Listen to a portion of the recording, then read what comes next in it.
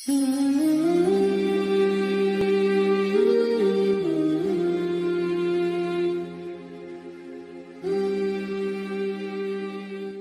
اللہ الرحمن الرحیم۔ عن ابی ذر رضی اللہ عنہ انہ سمع رسول اللہ صلی اللہ علیہ وسلم یقول من دعا رجلا بالکفر او قال عدو اللہ وليس كذلك الا حار علیہ، رواہ البخاری۔ ناظرین کرام، آج آپ کے سامنے ایک ایسا مسئلہ لے کر کے سامنے حاضر ہوا ہوں جس میں بڑے بڑے لوگ مبتلا ہیں۔ اگر کوئی شخص ایسی حرکت میں مبتلا ہے تو اس کا علاج کیا ہے اور اس کی اصلاح کیسے کی جائے،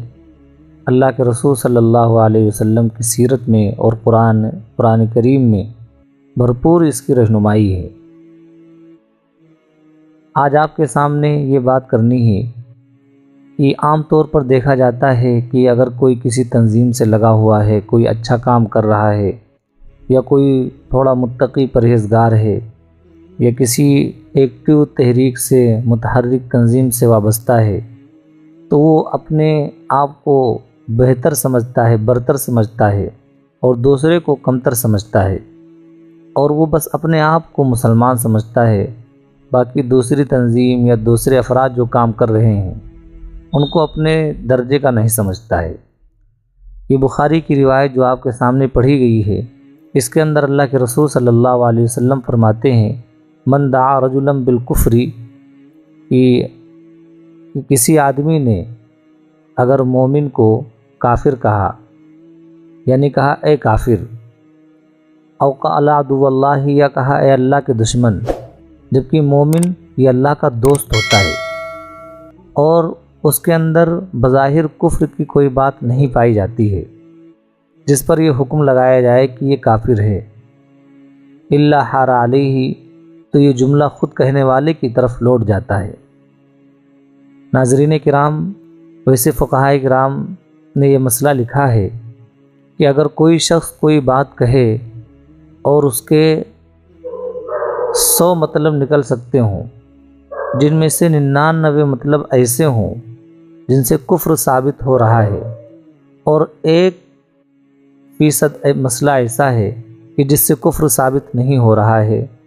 تو اس کو بھی کافر نہیں کہا جائے گا۔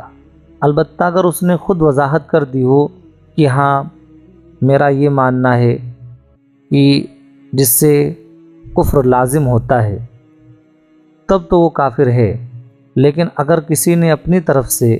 کوئی ایسی حرکت نہیں کی یا اپنے بیان کو واضح نہیں کیا اور ہم اپنی طرف سے اس پر کفر کا فتویٰ لگا دیں، تو یہ بہت ہی خطرناک بات ہے۔ اگر کوئی شخص کسی برادران وطن سے کوئی ملتا ہے یا ان کے پروگرام میں شامل ہوتا ہے یا ان کے ساتھ کھڑے ہو کر کے تالی بجا دیتا ہے، تو بس ہمارے پاس یہی ہے کہ ہاں یہ تو تشبہ بالکفار ہے، دوسروں سے مشابہت ہے، من تشبہ بقوم فہو منہ، کہ جو کسی کے ساتھ مشابہت اختیار کرتا ہے وہ انہی میں سے ہو جاتا ہے۔ ایسا لگتا ہے کہ لوح محفوظ والا قلم انہی لوگوں کے ہاتھ میں دیا گیا ہے کہ بس جس کو چاہو مومن بناؤ، جس کو چاہو کافر بناؤ۔ یہ جملہ آپ سنیے، بار بار سنیے، یاد کیجئے اس کو کہ جو شخص کسی مومن کو کافر کہہ کر کے پکارے یا اللہ کا دشمن کہہ کر کے پکارے اور حقیقت میں وہ ایسا نہ ہو، تو یقیناً یہ جملہ خود اس کی طرف لوٹ کر کے آئے گا۔ مسلمانوں، اس لیے اپنے آپ کو سمجھنے کی کوشش کیجئے کہ ہم اسلام کو مانتے ہیں، اسلام کیا رہنمائی کرتا ہے۔ کسی بھی ادارے سے کوئی جڑا ہو، کسی بھی تنظیم سے کوئی وابستہ ہو، اگر اس کے عقائد درست ہیں